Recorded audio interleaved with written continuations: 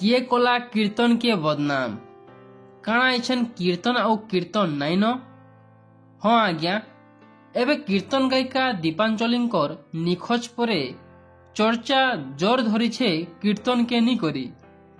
भगवान कहिछन इ कलिजुगरे नामटा सार ए बोली सेथिर लागी जेन केनसी पवित्र काम रे कीर्तन करा जायसी। समय सांगे मनुष्यर चालीचलन व्यवहार भी बदली चलीछे से मेतान कीर्तन रे भी बहुत परिवर्तन ही सारीछे। हेले ई हिसाबे कीर्तन रो परिवर्तन आमको अपसंस्कृति आड़के नी चलीछे। एंता बहुत कीर्तन वीडियो भाइराल होउछे जेन पिला टुकेल हाथ धरा धरी ही कीर्तन करुछन तो टुकेल मानकर मॉडर्न डांस कीर्तन और कीर्तन में खान नहीं लगवार।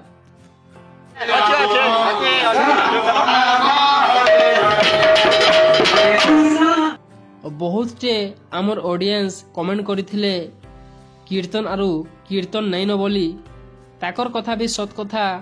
आजिकाली कीर्तन आर्केस्ट्रा लेखे लागुछे से भक्ति भाव नहीं न कि भगवान प्रति श्रद्धा नहीं न सेथिर लागी दायी किए कहमा बोले इथिर लागी जने कीर्तन पार्टी दायी नुहन। इथिर लागी से कीर्तन शिखुथिबार गुरु से कीर्तन पार्टी से कीर्तन डकौथिबार कमिटियार देखुथिबार दर्शक माने भी दायीआन। इथिर लागी कीर्तन बदनाम हेबार संगे आमर हिंदू धर्म भी बदनाम होउछे। विदेशर लोक आमर संस्कृति के सचित आनंद संगे निजर करुथिबार बेले कि आमे आमर संस्कृति के खराब करुछु।